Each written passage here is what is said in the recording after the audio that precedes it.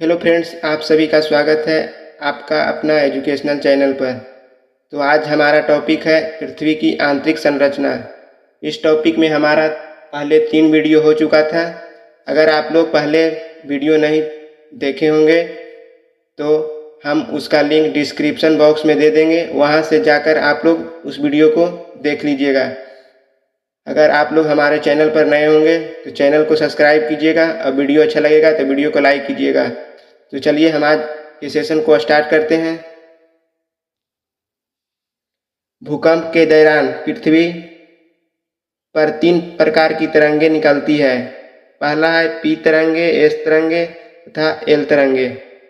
P तरंगे, इसकी चाल सबसे अधिक 6 किलोमीटर पर सेकेंड होती है, अतः यह पृथ्वी पर सबसे पहले पहुंचती है, जिस कारण इसे प्राथमिक तरंग कहते हैं। पी तरंगे ध्वनि तरंगे के समान अनुदैर्घ्य होती है। ये ठोस, द्रव तथा गैस तीनों में चलती है। यह सबसे कम क्षति पहुंचाती है।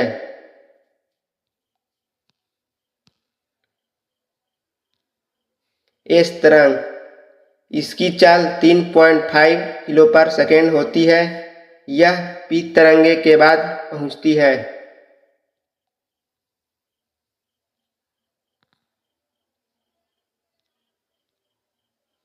अतः इसे द्वितीय तरंग कहते हैं। यह तरंग प्रकाश तरंग के समान अनुप्रस्थ तरंगे होती है। यह तरंग द्रव में नहीं चल सकती है, इसलिए सुनामी के दौरान यह तरंग उत्पन्न नहीं होती है। इसमें क्षति की तुलना में अधिक होती है। इसकी क्षति मतलब पी तरंगे की तुलना में अधिक होती है। यह तरंग केवल ठोस अवस्था में चलती है। एल तरंगे, इसकी खोज एच.डी. लव ने की थी। इन्हें धरातलीय तरंग कहते हैं। इसकी चाल 1.5 किलोमीटर पर सेकेंड होती है। यह तीनों माध्यम में चलती है, अतः इसकी गति सबसे धीमी होती है। इससे क्षति सबसे अधिक होती है। यह अनुप्रस्थ गति करती है।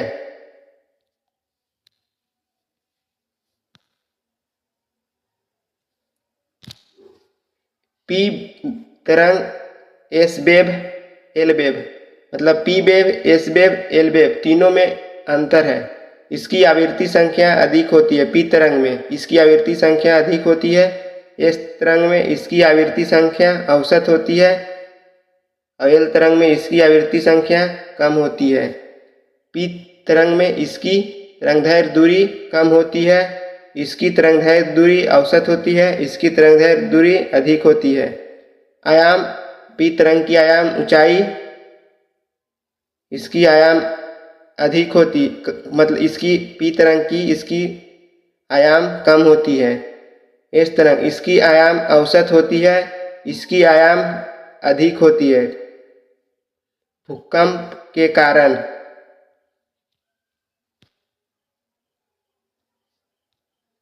भूकंप के कारण, भूकंप का पहला कारण नवीन बलित पर्वत का तल है। अभिसरण, प्लेट अगर आकार आपस में सटते हैं तो उसे अभिसरण कहते हैं। यह बहुत खतरनाक होता है। अपसरण, प्लेट अगर दूर होते हैं तो उसे अपसरण कहते हैं।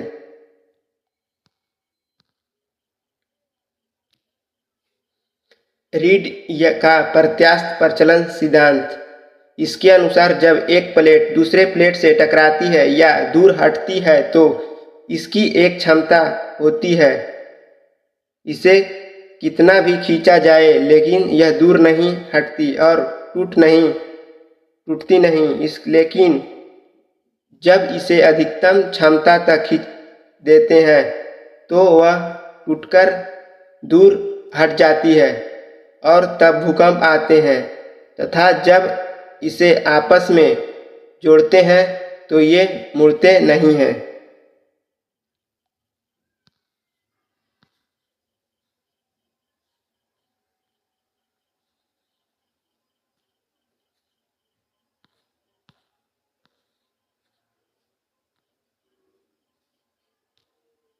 भूकंपीय पेटी, परिप्रशांत महासागरीय भूकंपीय पेटी। यह विश्व की सबसे बड़ी भूकंपीय पेटी है जो प्रशांत महासागर के चारों ओर महाद्वीपों तथा द्वीपों में स्थित है। इस पेटी में भूकंप का लगभग 81% भाग आता है। यहाँ भूकंप आने का कारण अभिसरण है। प्रशांत महासागर का अभिसरण एक तरफ एशिया में है और दूसरी तरफ अमेरिका से होता है, जिसे हम रिंग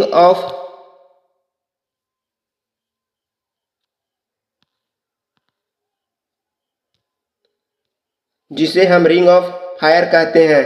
यह पेटी भूकंप तथा ज्वालामुखी दोनों के लिए उत्तरदायी होती है। मध्य महाद्वीपीय पेटी। यह महाद्वीपों के बीचों बीच से होकर जाती है, इसलिए इसे मध्य महाद्वीपीय पेटी कहते हैं। इस पेटी पर विश्व के लगभग 17% भूकंप आते हैं। इसका भी मुख्य कारण अभिसरण ही है। भूकंप से प्रभावित क्षेत्रों में भारत का हिमालय एवं म्यांमार की पहाड़ियाँ तथा यूरोप का अल्पांश इसी क्षेत्र में आता है। इसको अल्पाइन पेटी, अल्प्स एवं हिमालय भी कहते हैं। मध्य अटलांटिक कटक। इस प्लेट पर अवसरण होता है, जिस कारण यहाँ ज्वालामुखी उत्पन्न होता है और कटक का निर्माण हो जाता है। अटलांटिक के पास कोई प्लेट नहीं है, जिस कारण यहाँ भूकंप नहीं आते हैं। भूकंपीय छाया क्षेत्र। भूकंप अधिकरण से 150 डिग्री और 145 डिग्री के बीच का वह क्षेत्र जहाँ भूकंपीय तरंग नहीं पहुँचती है, उस क्षेत्र को ही भूकंपीय छाया क्षेत्र कहते हैं। खनन क्षेत्रों में भूमिगत खानों की छतों के गिरने के कारण उत्पन्न भूकंप को कोलैप्स भूकंप कहते हैं।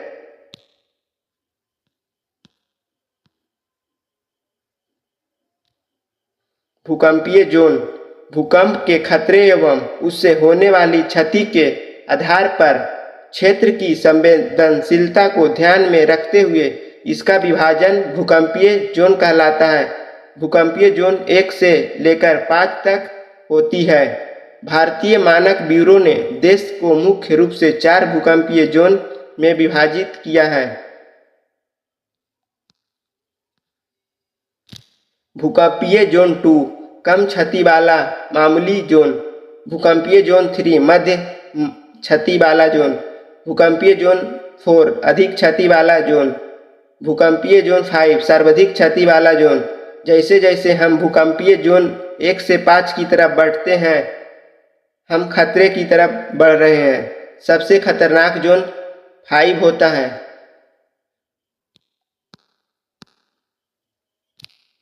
सिस्मोग्राफ।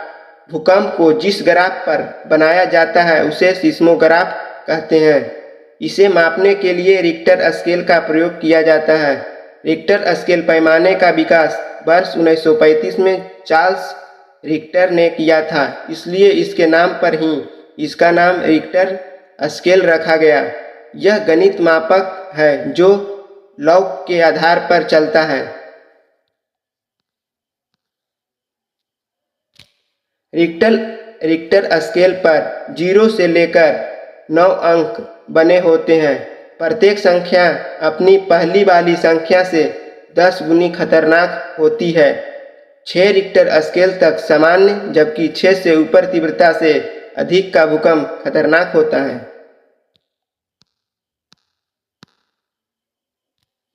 Mercalli scale. भूकंप मापने के लिए पहले मर्केली स्केल का प्रयोग किया जाता था। मर्केली स्केल का नामकरण इसके विकासकर्ता जी मार्केली के नाम पर ही किया गया है, जिसमें 1 से 12 अंक थे।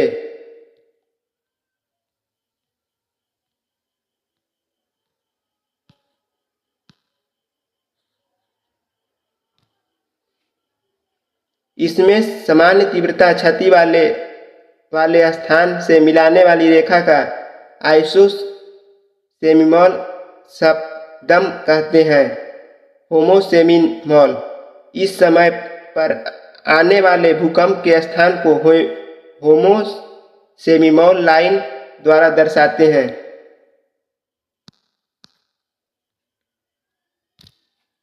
सुनामी यह जापानी भाषा का शब्द है। इसका अर्थ होता है बहुत ही ऊंची तरंगें। जब भूकंप समुद्र के नीचे आता है तो सुनामी कहते हैं। इससे तरंगों का आयाम ऊंचाई बहुत बढ़ जाता है। अत्यधिक गहरे समुद्र में सुनामी की गति सर्वाधिक जबकि महासागरीय तटों पर न्यूनतम होती है। सुनामी की सर्वाधिक उत्पत्ति प्रशांत महासागर में होती है। वहीं देश के आधार पर जापान में सर्वाधिक सुनामी आती है। सुनामी का पता लगाने तथा प्राप्त सूचनाओं को प्रभावित क्षेत्रों तक त्वरित रूप से पहुंचने के लिए यह हम खास तकनीक है जिसे डॉट कहते हैं। डॉट का फुल फॉर्म होता है deep ocean assignment and reporting of terminus tsunami meter. इसमें समुद्र तल के आए भूकंप की तीव्रता की जानकारी मिलती है।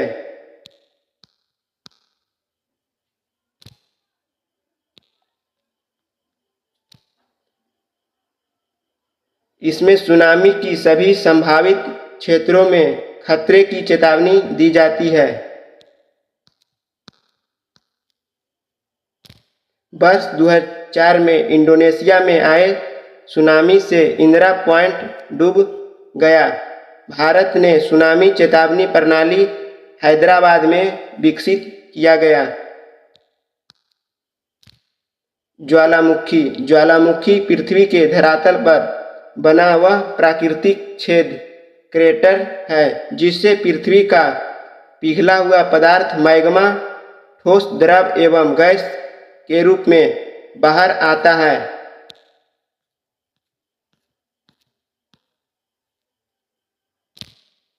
मैग्मा में सिलिका की मात्रा, उसकी अम्लीय एवं घनत्व, गड्ढेपन से सीधा संबंध होता है।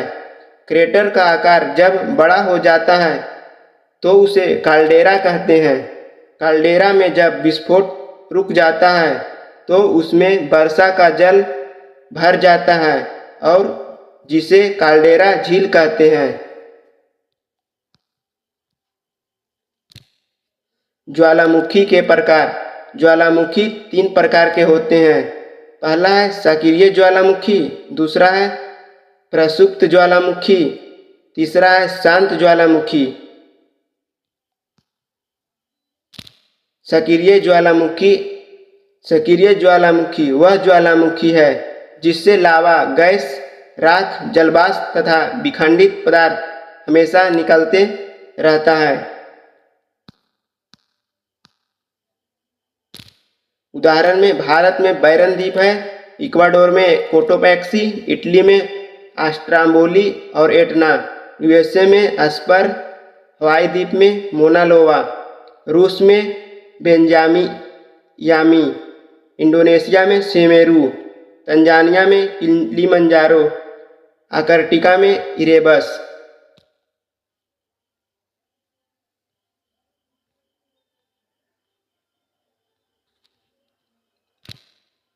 प्रसुप्त ज्वालामुखी ऐसा ज्वालामुखी जो वर्षों से सक्रिय नहीं हुआ है लेकिन यह कभी भी सक्रिय हो सकता है, प्रसुप्त ज्वालामुखी कहलाता है। उदाहरण में इटली में विसुवियस, जापान में फ्यूजियामा, इंडोनेशिया में सिनाका और क्राकोटोवा, अंडमान निकोबार में नारकोंडम। शांत ज्वालामुखी ऐसे ज्वालामुखी जो कई वर्षों से सक्रिय नहीं हुआ हैं और जिनकी भविष्य में भी सक्रिय होने की संभावना नहीं है, उसे शांत ज्वालामुखी कहते हैं।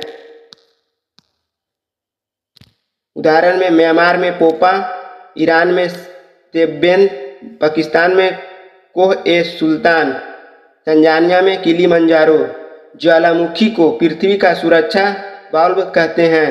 ज्वालामुखी के दौरान sulphur dioxide, nitrogen, carbon dioxide, hydrogen तथा जल वाष्प निकलते हैं। ज्वालामुखी क्रिया में सबसे अधिक मात्रा में जल वाष्प गैस निकलती है। सर्वाधिक ज्वालामुखी प्रशांत महासागर में है, जिसे अग्नि वलय कहते हैं। ऑस्ट्रेलिया महाद्वीप में एक भी ज्वालामुखी नहीं है। अंटार्कटिका में भूकंप नहीं आता है। सर्वाधिक स्थलीय ज्वालामुखी इंडोनेशिया में है। अलास्का को ज्वालामुखी की अधिकता के कारण हजारों सुधारों का प्रदेश कहते हैं।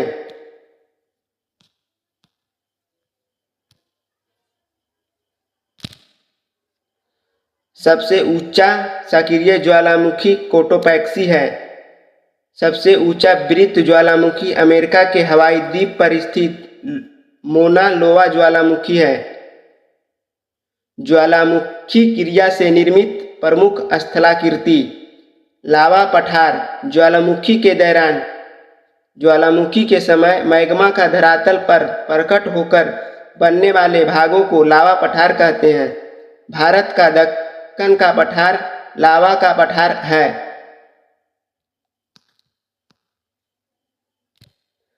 ज्वालामुखी शंकु, इसका निर्माण ज्वालामुखी उद्गार के समय निकास नली के चारों ओर लावा का शंकु के आकार के रूप में जमने से होता है। गीजर या गेसर, ज्वालामुखी क्षेत्रों में निर्मित दरारों से गर्म जल का फुहारे के रूप में निकलने को ही गीजर कहते हैं।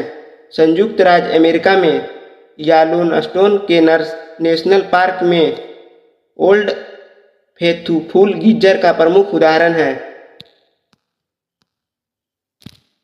धुआंरा, ज्वालामुखी के उद्गार से जब राख, लावा आदि पदार्थ निकलना बंद हो जाता है तो कुछ समय बाद उससे भाप एवं गैस निकलती रहती है, जिसे धुआंरा कहते हैं। यह ज्वालामुखी की सक्रियता के अंतिम लक्षण होते हैं। आज के लिए इतना ही, फिर हम कल अगला क्लास में पढ़ेंगे। तब तक के लिए जय हिंद।